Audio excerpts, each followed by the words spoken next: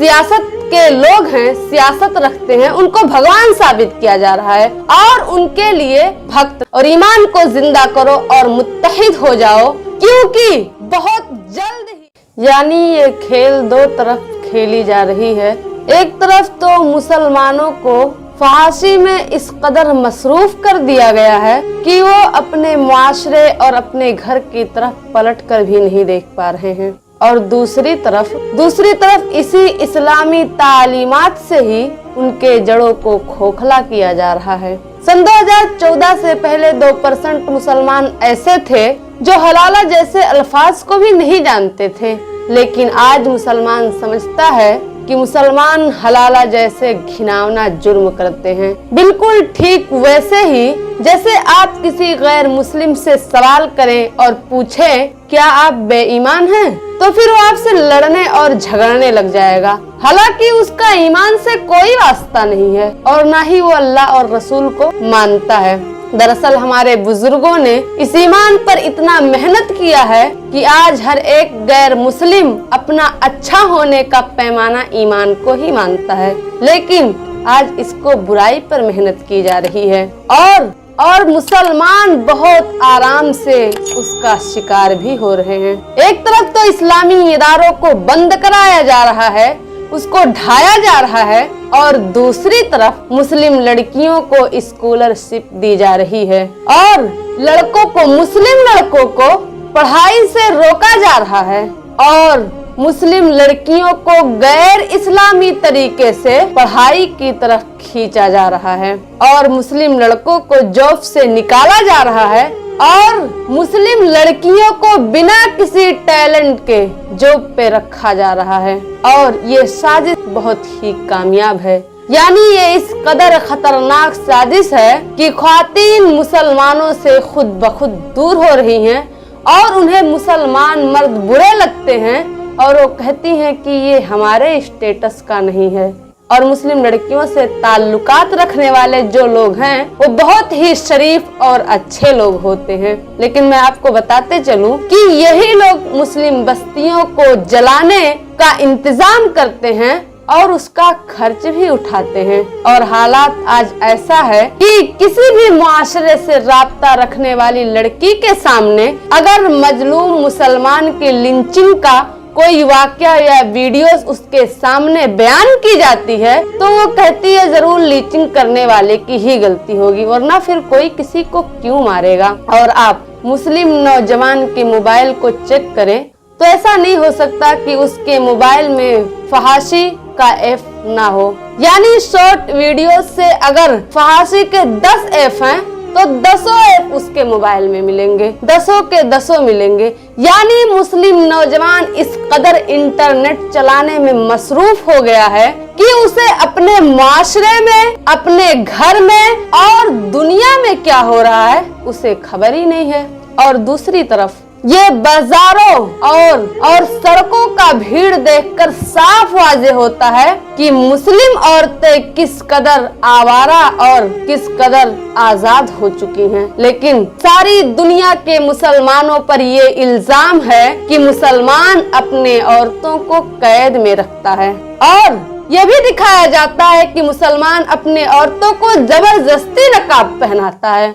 लेकिन जब कोई गैर इस्लामी काम होता है तो फर्जी मुस्लिम लड़की को बुर्का पहनाकर पेश किया जाता है और दिखाया जाता है। दरअसल आपको बताते चलूं कि आप खेल को नहीं समझ रहे हैं और खेल को नहीं समझ रहे हैं, इस लड़ाई को आप नहीं समझ पा रहे हैं, इसीलिए इस लड़ाई में आप बुरी तरीके से हार रहे हैं। पिछले 7 साल में सबसे कम मुसलमान मारे गए, लेकिन आपको बताते चलूं कि पीर प्लांट, ये मॉब लिंचिंग, ये चीज ऐसा है कि किसी भी इंसान और जगह और वक्त और हादसा सब कुछ तय होता है कि कब कहाँ कैसे होगा, सब कुछ तय होता है। और इस खेल को पूरे अच्छी तरीके से अंजाम देने के लिए तमाम इंतजाम किए जाते हैं। और यही पीर प्लांट मॉब लिंचिंग जो है, यही सबसे ज्यादा मुस्लिम नौजवानों के दिलों और उनके हिम्मत का कत्ल कर रहा है। वरना 35 करोड़ मुसलमान, दुनिया की कोई भी ताकत 35 करोड़ मुसलमान को न भगा सकती है और ना ही मार सकती है। लेकिन हाँ, उनके जज्बात, उनके दिलों को, उनके हिम्मत को मारकर वो सब कुछ कराया जा रहा है जो आदमी मरने के बाद यानी खत्म होने के बाद भी करना नामुमकिन है। और फिर प्लांट ये जो है एक मकड़ी का जाला है, जैसे कि आपको इसको छूने से, तिलस्म कह के इसको छूने से आपको डराया जा रहा है। लेकिन जिस दिन आपने इसको छूने की हिम्मत दिखा दी, यकीन जानिए उस दिन ये जाल फट जाएगा। और आपको बताते चलूं कि लड़कियों को फहाशी में और लड़कों को सियासत में मसरूफ कर दिया गया है। इसीलिए आप देखते हैं कि सोशल मीडिया पर हर दूसरा मुस्लिम मर्द सियासत का खिलाड़ी नजर आता है, लेकिन जमीनी सियासत में उसका की औकात, उसके हालात आवारा भेड़ बकरियों से ज्यादा कुछ नहीं है।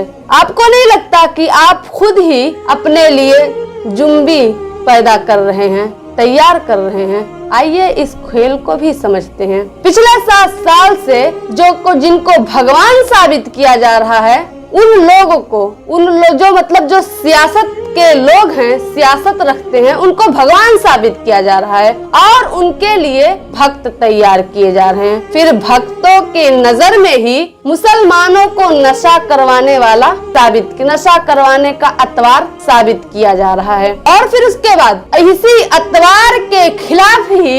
अतवार के खिलाफ मुसलमानों को मौका देकर उसे मजाक बनाने का मौका भी दिया जा रहा है। इससे अतवार के भक्तों को मुसलमान पर बहुत ज्यादा ही गुस्सा है और नफरत इस कदर आसमान को छू रही है और इस कदर नफरत में इस कदर आगे बढ़ चुके हैं कि अगर एक इशारा मिल जाए तो इंसानों जैसे शक्ल सूरत में नजर आने वाले लोग मुसलमानों पर भूखे कुत्ते और भेड़ियों की तरह झपट पड़ेंगे। और ये तैयारी ज़मीने हिंद से जुड़ी हुई खास हदीस के पलटने के लिए है।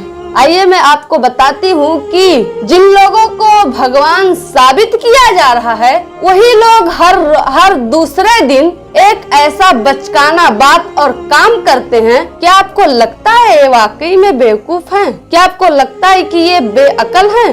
नहीं, बल्कि ये होशियार हैं। आप बेवकूफ और बेअकल हैं जो इनके जाल में भी फंसकर अपने आप को होशियार समझ रहे हैं, अपने आप को अक्लमंद समझ रहे हैं इनके जाल में फंस के। क्या आपने कभी सोचा है कि राष्ट्र का समर्पण और स्वच्छता के संदेश देने वाले लोग किसी किनारे कूड़ा बीनते भक्तों की खबर दिन और रात, उसके मानता और उसको करने वाले का गुणगान किया करते हैं, लेकिन फिर 4 दिन के बाद ही दूसरा वीडियो सेट करके उसे ढोंग साबित करने आ जाती है। और फिर उसके बाद इस मिशन में नाकामी पर रोने वाले भक्तों को सिखाया जाता है। और फिर जस्ट 4 दिन के बाद फिर यही भक्त लोग, यही देवता लोग, यही जो देवता हैं, यही देवता लोग साइंसदान को झिड़कते हुए दिखाया जाता है। आपको नहीं लगता है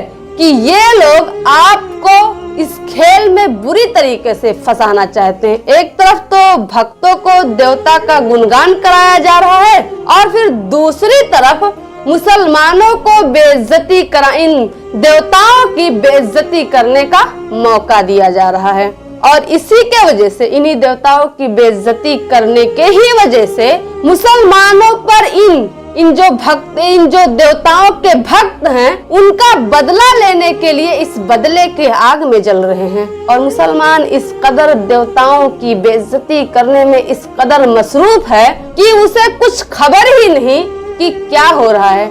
और वही संगठन का बंदा उसको खुशफहमी में मुब्तला करके खुद ही उसके घर में घुस आता है और फिर इन्हें खबर भी नहीं, इन्हें पता भी नहीं है कि क्या हो रहा है। दरअसल इनके जहन को पूरे तरीके से कब्जा कर लिया गया है और आप जो करना चाहते हैं वो नहीं कर रहे हैं, बल्कि जो आपसे करवाया जा रहा है वो आप कर रहे हैं। आप जो करना चाहते हैं वो नहीं कर रहे हैं। तो आप बहुत ही उसमें मतलब फहाश और बेहयाई में बहुत ही बुरी तरीके से मसरूफ है और आपको अपने घर की भी कोई खबर नहीं है कि क्या हो रहा है क्या नहीं हो रहा है। इसीलिए आखिरी मौका है और सिर्फ 2 और 3 साल बाकी है, ज्यादा दिन नहीं बाकी है। इसीलिए आपको चाहिए कि आप सब मुत्तहिद होकर ईमान की रस्सी को मजबूती से थाम लो और ईमान को जिंदा करो, इस्लाम को जिंदा करो और ईमान को जिंदा करो